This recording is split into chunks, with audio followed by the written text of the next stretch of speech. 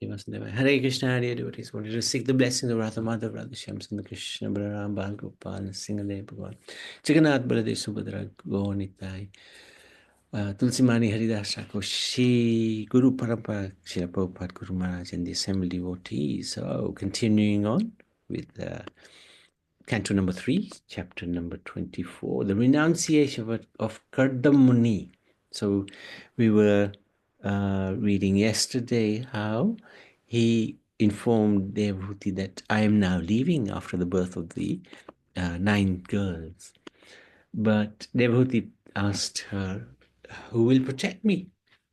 So Kadam pacifies Devhuti. He praises her good qualities and explains that the Lord himself, being worshipped by her, will soon become her son. He advised that she should worship the Lord with great faith through sensory control, religious observances, austerity, gifts of money in charity.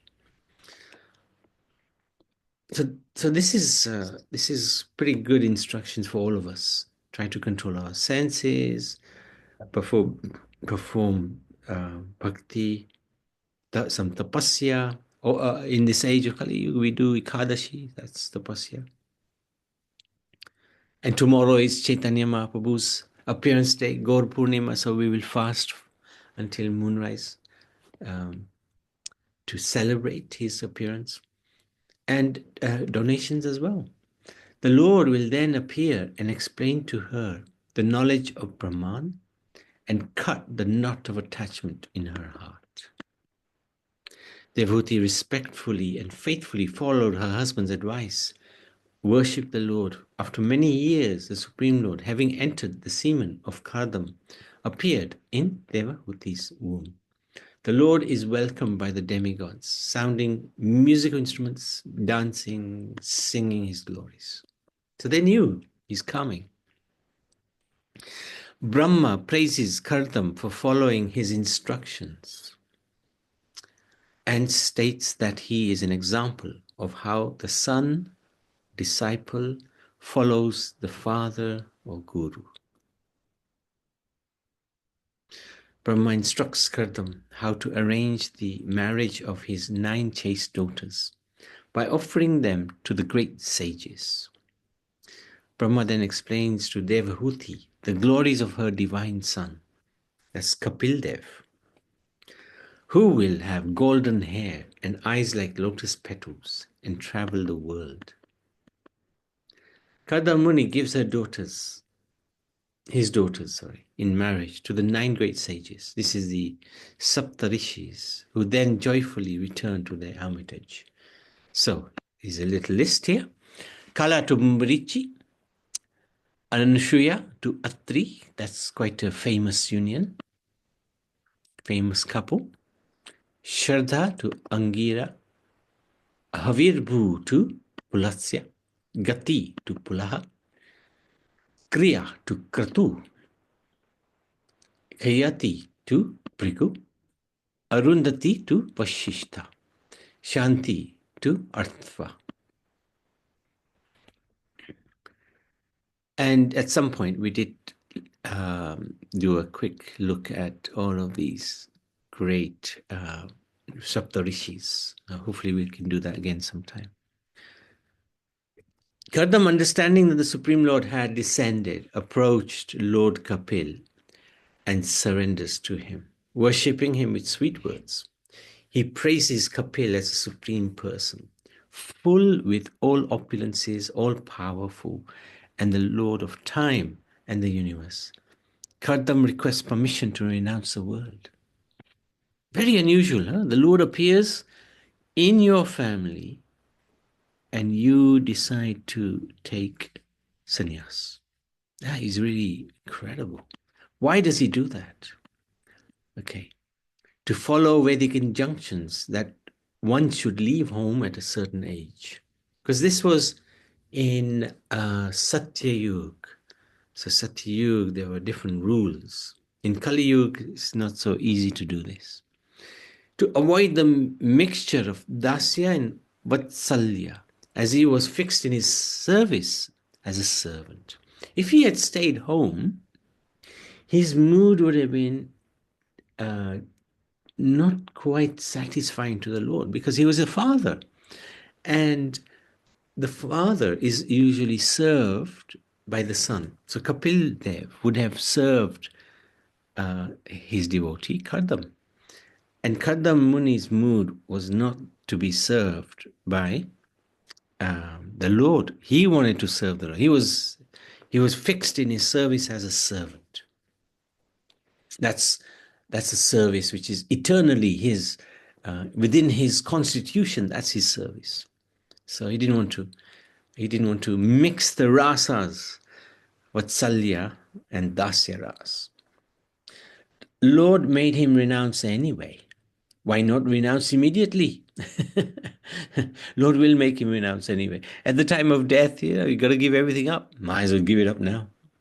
And most important is to worship and remember the Lord constantly. So he was going to go and constantly be remembering the Lord. So Kapil said he appeared as Kardam's son because he had promised this previously. So in order to revive knowledge of Sankhya, which had been lost in time, Sankhya yogis, understanding the difference between matter and spirit. Kapil sanctions Kardam's desire to wander as a mendicant, to perfect his spiritual life and become fearless by surrendering to him. He also promises to instruct his mother in Sankhya philosophy, so she can become self-realized and become free from fear. Kardam Muni circumambulates the Lord, and with a pacified mind, he leaves for the forest.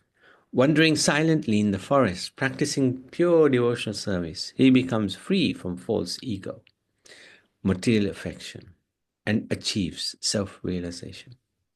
Kardam sees the Lord as follows: the Supreme Lord in everyone's heart, Shiradakshay Vishnu. And he saw everyone existing in him as Kanadakshay Vishnu. So Kanadakshay Vishnu is the huge Vishnu who, when he breathes out, millions of universes come out of his body. And everything is in his body. So everyone is existing in him. He finally goes back to Godhead as foretold by the Lord. Oh, yeah. So let's move on to chapter 25. Let's skip all this. Okay. It's entitled The Glories of Devotional Service. Although the Lord is unborn, he appears to give transcendental knowledge. So why does God come to this world? To give us Gyan, knowledge. Remembering Brahma's words, Devahuti, and especially Kapil Muni's incarnation was for that very purpose, to give knowledge, re-establish Sankhya Yoga. Remembering Brahma's words, Devahuti approached Kapil, her son, to ask him how to become free from sense gratification, ignorance, delusion, false ego, and attachment to family. She also asks him to explain Prakriti and Purush. So Prakriti is that which is subordinate to the Lord, material nature. We also count sometimes as Prakriti. And Purusha is the supreme, the master, which are revealed in Sankhya philosophy. She states that she takes shelter of Kapil Dev, who can cut with an axe Maya. So this is Kapil Dev, golden hair. He's got a hue around him, and he's in the mood of imparting knowledge. And there's Mother Devahuti listening intently to her son, who is the Supreme Lord.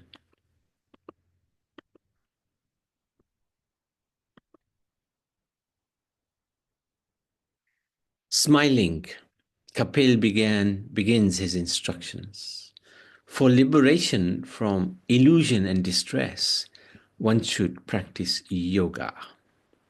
So for us, that means bhakti yoga. The yoga that is currently practiced in the West is not really yoga. It's just some breathing exercises. But yoga means to connect with the Supreme Lord. And we can connect in different yogas: karma yoga, buddhi yoga, dhyan yoga, gyan yoga, sankhya yoga, and bhakti yoga.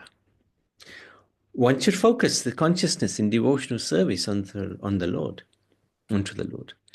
Purified from lust and greed, one gives up false identification and becomes transcendental to material existence.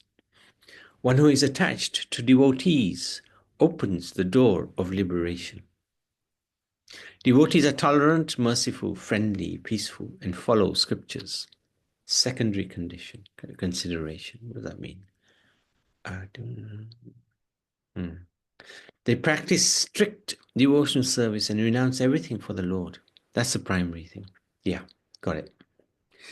So most important thing is to do bhakti yoga, because that will lead to everything. That will lead to tolerance, mercy, friendships, peace, following scriptures. Just perform bhakti. It will also lead to renunciation. By hearing Krishna Katha in Sadhu Sangha, devotee association, one advances in Krishna consciousness from Shraddha, firm faith, to Rati, attraction, to pure devotion. So we've seen this chart before, this wonderful plant of bhakti, the blossoming of bhakti lata bij. The bij, the seed, it starts with Shraddha and then moves to Sadhu Sangha, and then so that's devotion, association with devotees, and then doing bhakti, bhajana kriya, singing bhajans, not just singing, but actually serving as well. That's also counted as bhajan. And then the anartha nivita, the offenses, the horrible habits within us disappear. They go, they leave us because of bhakti, because of bhajana kriya. And then we get nishta, firm faith, unshakable resolve, which leads to ruchi. Ruchi is having taste. We can't live without bhajan. And then ashakta, which is attachment to Krishna, the object of bhajan, which goes further into bhava, transcendental emotion, which eventually fructifies as prema, pure love for the Lord. Such a beautiful Vishwanath Chakravarti Thakur gave us this as well. Although understanding that she should perform bhakti, Devhuti also inquires about yoga and jnana. Being further prompted, Kapil Dev, describes the process of Sankhya philosophy, which is a combination of bhakti and yoga. He glorifies bhakti, performed without material desires, that serve the senses of the Lord, with mind exclusively dedicated to the Lord. This bhakti dissolves the subtle body of the soul. So we have two bodies: gross, which is earth, water, fire, air, ether, and subtle, which is mind, intelligence, and ego. So when we go into the next body, the subtle body takes us after death into the next body. What bhakti does, when we perform bhakti, it destroys this subtle body, because we don't need the subtle body when we are in the spiritual world. Subtle body stays in the material world, can't go to the spiritual world. A pure devotee attached to the activities of devotional service never desires to merge with me. So we don't want to become God. We want to serve God. They always engage in the service of my lotus feet. He glorifies my activities in the association of the devotees. So we're always doing bhajan, kirtan, pravachan, sees my attractive smiling face. So when we have darshan, we have this great opportunity. sees my various benevolent transcendental forms. He talks favorably with me. So we should talk with the Lord every day. Even if it's a short conversation, at least we start somewhere. And that conversation then can increase moment by moment. And the talk is generally gratitude to the Lord. My dear Lord, thank you so much for allowing me to do some tiny little seva for you. And please, let me be close to you. Let me not be thrown away from your lotus feet. Let me be close to you. Gets liberation without separate endeavor, although not even desiring it. The devotee, he doesn't care. He's happy wherever he is because he's with the Lord. Whether it's in the material world, whether it's in hell, heaven, or in the spiritual world, doesn't matter to him because he's always with the Lord. He's already with the Lord. So his external situation doesn't matter to him. This is a very high level devotee, of course. Gives up all attachments of his work. Worships me exclusively. We don't have a second Godhead in our back pocket. It's only Krishna. We put our full faith exclusively onto him. That pleases him very much. Doesn't desire higher planets or mystic powers or even the kingdom of God. But the Lord gives. He gives everything. Whatever, he just gives, even though the devotee doesn't desire it.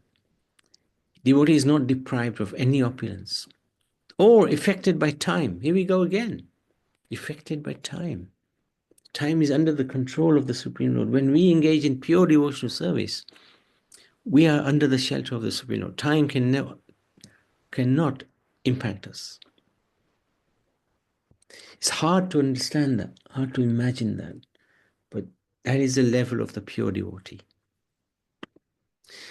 Because they accept the Lord as their lover, son, friend, etc. in the spiritual world. So this is really very interesting characteristics of a devotee. Devotees fix their consciousness on the Lord's smiling face, beautiful forms, sweet words. Freed from all engagement, they attain liberation. They thus become perfectly happy and opulent.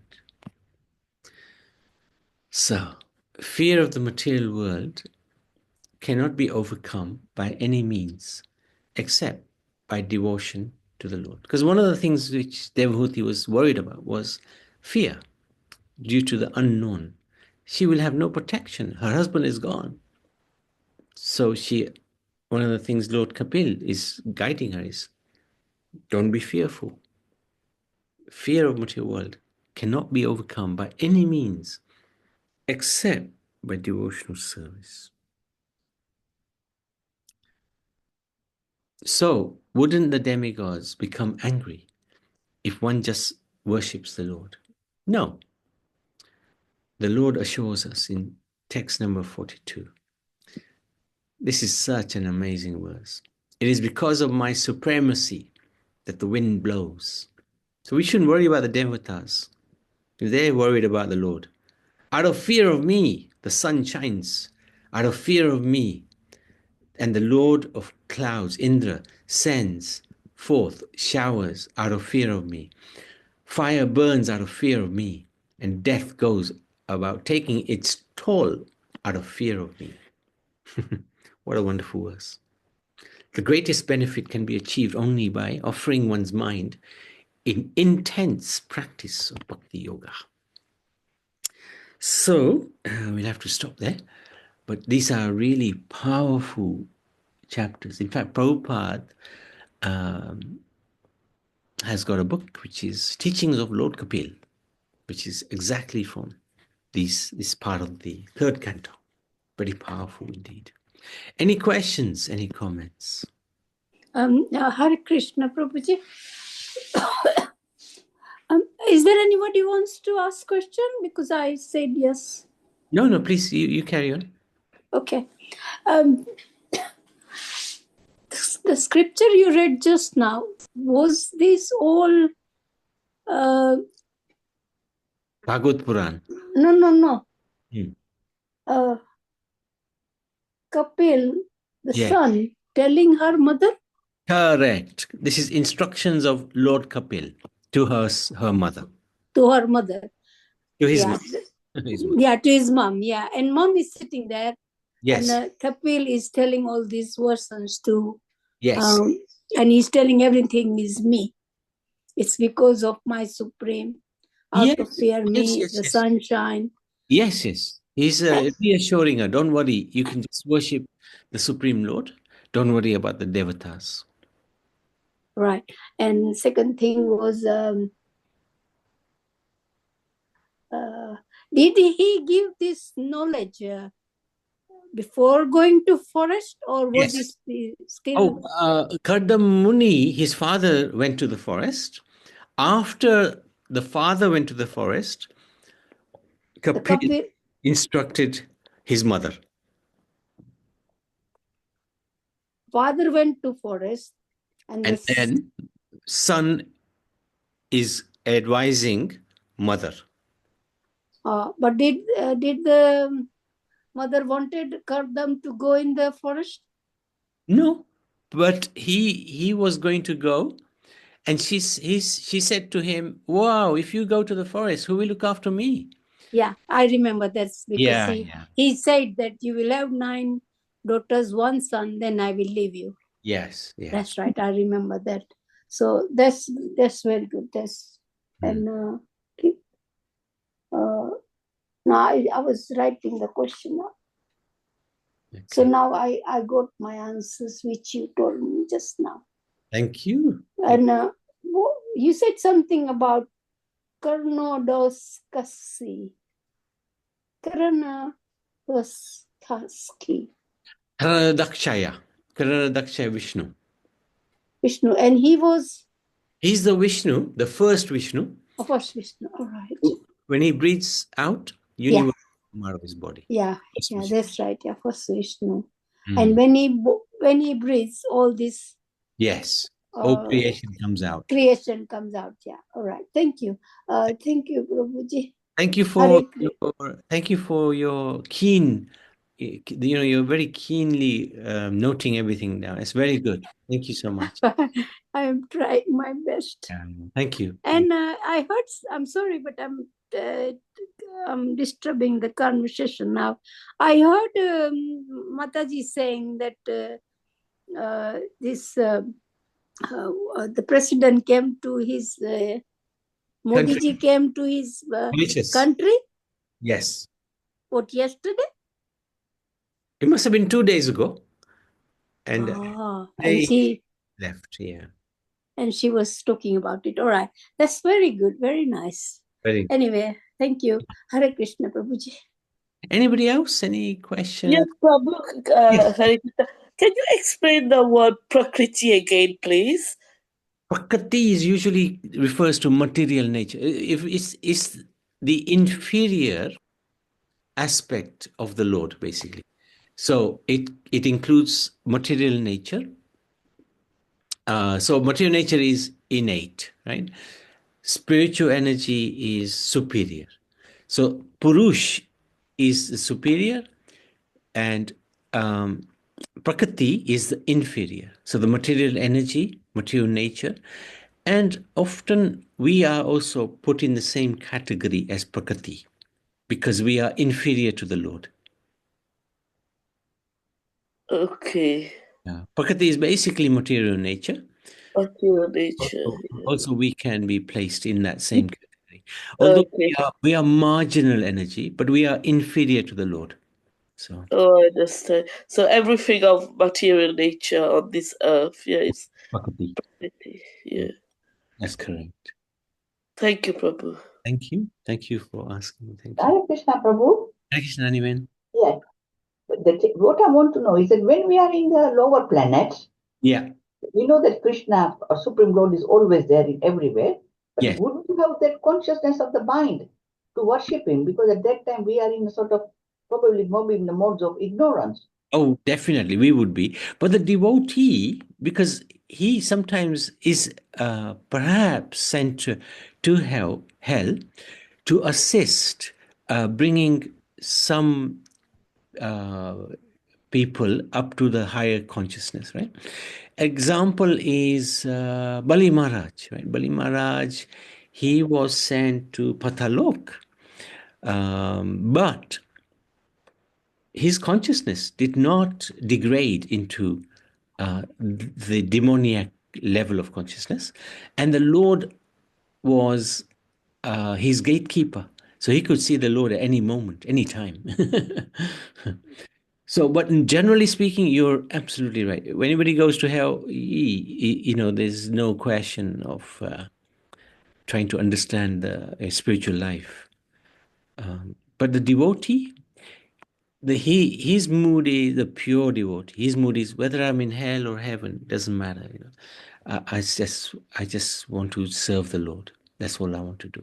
Retains his consciousness, the devotee, and trying to uplift the other beings, other whatever Yes. they are, entities in the Patal Lok. Okay. Correct. Okay. Thank you, Nariman. Even like Prahlad Maharaj, one of the things he says to Lord Nrsimhadev, which made him cry, is, my dear Lord, there's so many souls here. Why don't you take them all to the spiritual world and give me their bad karma? Even if I end up in hell, at least it's just one. I am just the one. Though there's so many who will enjoy with you, but I am just the one. Let me go to hell. Doesn't matter. And that made the Lord cry, you know. How can my devotee think even like this? So, yeah. Devotee's mood is something else. This is the pure devotee. And the gold standard is Prahlad Maharaj. Absolute gold standard of devotees. But we're not in, you know, we struggle even in this world. We are billion miles away from anything like that. So, thank you, Naniman. Okay, if there's nothing else, Srimad Bhagavatam ki jai, Kapil Dev ki jai.